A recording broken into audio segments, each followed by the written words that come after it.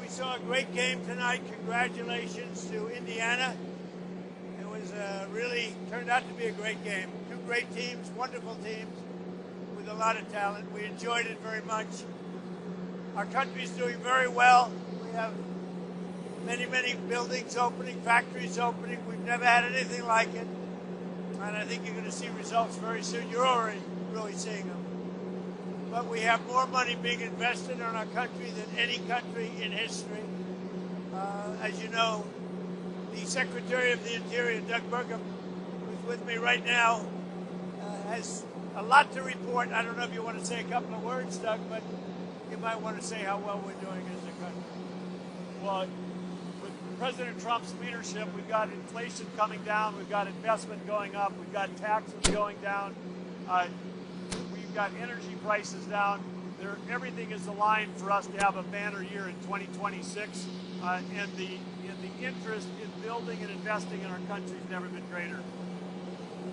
There's never been anything like it. The money being invested in our country is unparalleled. There's never been anything even close, by many times more than China or any other country. Do you have any questions? President Davos, or what will be your message to the leaders? Well, I think I have a lot of messages for Davos, but the primary message is how well the United States is doing.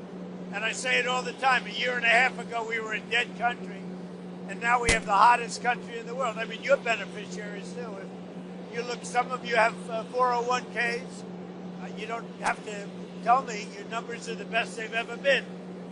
And the stock market's at an all-time high.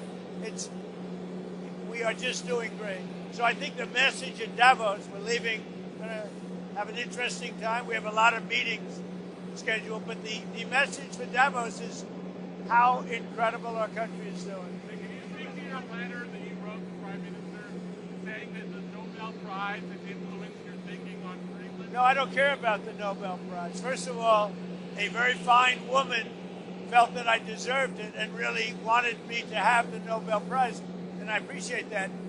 If anybody thinks that Norway doesn't control the Nobel Prize, they're just kidding. They have a board, but it's controlled by Norway, and I don't care what Norway says.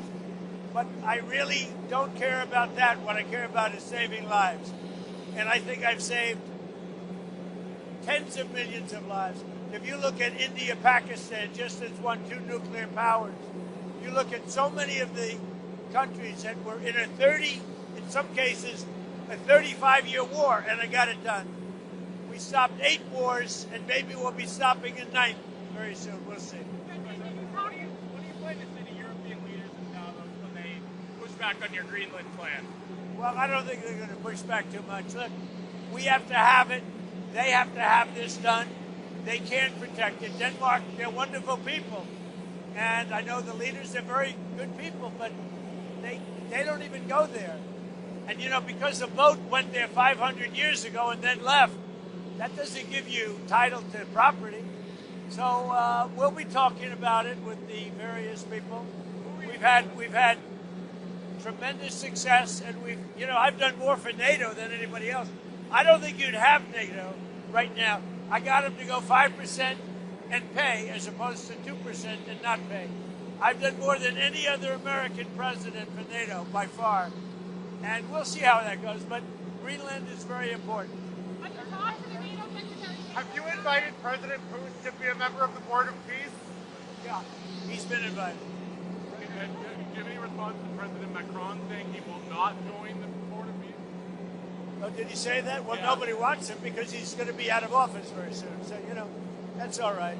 What I'll do is if they feel like Costo, I'll put a 200% tariff on his wines and champagnes, and he'll join. But he doesn't have to join. If he said that, you're probably giving it to me a little bit differently. But if he actually did say that, but as you know, he's going to be out of office in a few months. Did you invite President Putin to join the... Yes, he's one of the people. These are world leaders, and the answer is yes. Mr. President, how do you feel about the first year of your second term? Amazing. Tomorrow is the first year. Think of it. 1 year. I don't think there's been a term like it. I don't think any president has had a better first year than we've had in terms of success. Again, We've taken our country from a failure with open borders, no business, everything going badly, terrific inflation, the highest inflation in history, prices that are through the roof. And we've brought prices down. We have very little inflation. We have a great economy. And the prices are coming down still further. But I inherited a mess, and now we have the hottest country anywhere in the world. Mr. President, do you think that you had any influence on the Giants signing a deal with Coach Harbaugh? How do you think he'll do in New York? I don't know, but they got a great coach. I like the coach. I like his brother. They came up to see me with about 3 months ago. They came up to see me in the White House. Did you know that? Yes, I did. With the mother and father, because the mother likes me and the father likes me, and I think they like me. And he's a great coach, and he's going to do well with the Giants, just like his brother does so well. They got something very special in their blood, and I'm happy for the Giants. They got a great coach. It's nice that you ask. I put out a strong word. Hire Coach Harbaugh.